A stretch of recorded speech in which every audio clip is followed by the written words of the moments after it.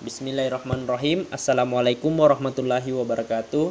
Perkenalkan, kami dari kelompok 3 yang akan membahas materi 5 teknologi dalam wirausaha biologi. Adapun pemateri pada hari ini, yang pertama adalah Fadlia Yulinar, yang kedua Maria Asriani, yang ketiga Reka Indasari, dan yang keempat Yusuf Sumar. Baiklah, kita masuk pada submateri. Yang pertama ada yang akan kami bahas yaitu pengertian teknologi, yang kedua 5 teknologi kewirausahaan biologi. Pada pengertian teknologi, apa itu teknologi? Ada yang tahu? Nah, di sini terdapat beberapa pendapat terkait apa itu teknologi. Yang pertama, menurut Jacques Ellul mengatakan bahwa teknologi dan teknik memiliki makna yang sama, yaitu suatu usaha, metode, dan cara untuk meraih suatu hasil yang sudah distandarkan dan diperhitungkan sebelum serta memiliki efisiensi. Sedangkan menurut M. Mariono mengatakan bahwa teknologi adalah pengembangan dan penerapan berbagai peralatan atau sistem untuk menyelesaikan persoalan yang dihadapi manusia dalam kehidupan sehari-hari. Menurut Marso mengatakan bahwa teknologi adalah suatu bentuk proses yang meningkatkan nilai tambah. Proses tersebut dapat menghasilkan suatu produk tertentu yang bersangkutan tidak terpisah dari produk lain yang telah ada terlebih dahulu. Namun secara umum, teknologi adalah metode ilmiah untuk mencapai tujuan praktis, ilmu pengetahuan, terapan, atau dapat pula diterjemahkan sebagai keseluruhan sarana untuk menyediakan barang-barang yang diperlukan bagi keberlangsungan dan kenyamanan manusia. Dari pengertian teknologi, yaitu sebagai sarana untuk menyediakan barang-barang yang diperlukan bagi kelangsungan hidup manusia. Berikut ini ada beberapa contoh teknologi yang digunakan dalam usaha di bidang yang memanfaatkan ilmu biologi. Contohnya itu dalam memproduksi minuman yogurt. Berikut ini beberapa alat yang digunakan, yaitu tangki pemanas, tangki pencampuran, inkubator, serpap, dan tangki filling. Tangki pemanas ini dalam memproduksi yogurt ini berfungsi untuk pemanas susu yang digunakan pada tahap pemanas dengan 55 derajat Celcius. Dengan suhu 55 derajat Celcius. Kemudian ada tangki pencampuran susu. Ini digunakan pada tahap homogenisasi yang bertujuan untuk memperkecil globula lemak. Kemudian ada inkubator. Inkubator ini digunakan pada tahap inkubasi, yaitu penambahan bakteri pada susu setelah proses pendinginan. Kemudian ada serpap. Jadi alat ini berfungsi untuk mencampurkan susu dengan bahan tambahan, yaitu gula. Kemudian ada tangki filling.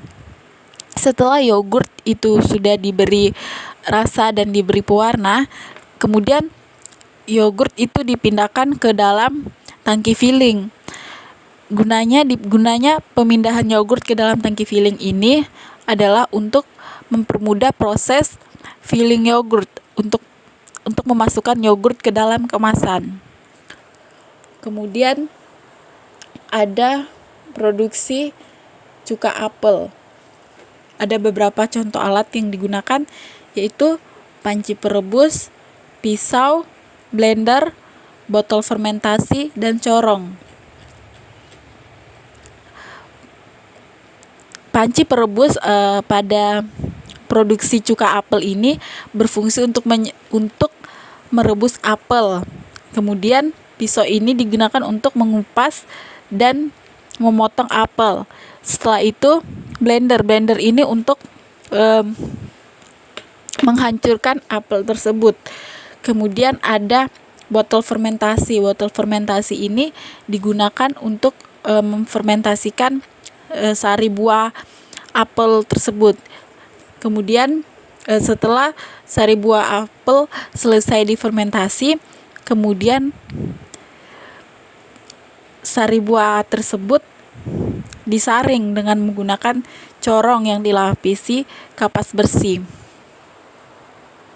Selanjutnya ada teknologi dalam pembuatan keju. Ada beberapa alat yang digunakan dalam pembuatan keju, antara lain yang pertama ada mesin pasteurisasi dengan sistem pemanas kompor, di mana fungsinya ini untuk memproses susu dengan sistem low temperatur dalam 50 derajat Celcius, di mana tidak merusak protein dan kejut listrik atau PEF sebagai pembunuh bakteri.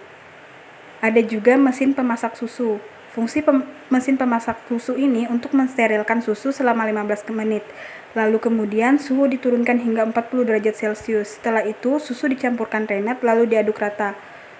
Yang terakhir didiamkan kurang lebih 60-90 menit hingga membentuk gumpalan lemak atau CURD.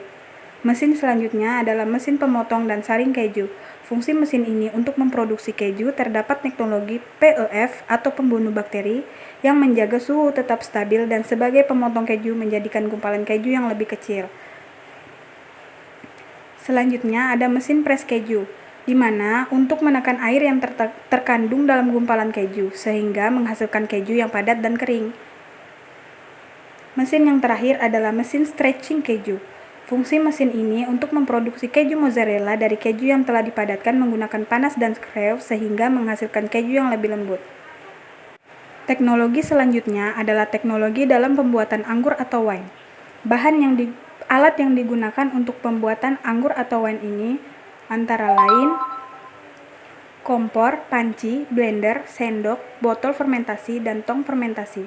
Cara pembuatannya antara lain buah dipilih yang cukup masak, tidak busuk, tidak asam, dengan aroma yang segar. Kemudian buah dikupas, dipotong-potong, di blender lalu dibungkus dengan kain lalu dipres atau diperas. Kemudian diencerkan dengan tambahan air 3 kali volume sari buah dan ditambah gula sampai mencapai kadar gula 16%. Lalu dipasteurisasi pada suhu 70-80 derajat Celcius selama 1 jam. Semalam sebelum peragian, ragi diaktifkan dalam media starter yang dibuat dari sari buah. Pembuatan starter sebanyak kira-kira 1/100 dari volume larutan yang akan diragikan. Ragi ditambahkan sebanyak kurang lebih 5 gram per 100 ml larutan starter dan dibiarkan 1 malam. Larutan starter dimasukkan ke dalam media fermentasi hasil pasteurisasi. Kemudian peragian dibiarkan bekerja selama 4-7 hari dengan setiap 1 hari kadar gula diperiksa dipertahankan 16% dengan penambahan larutan gula. Pekat anggur buah ini disimpan dalam gudang bawah tanah yang sejuk di dalam tong kayu besar selama 3 bulan. Pada proses ini aroma dari buah akan timbul.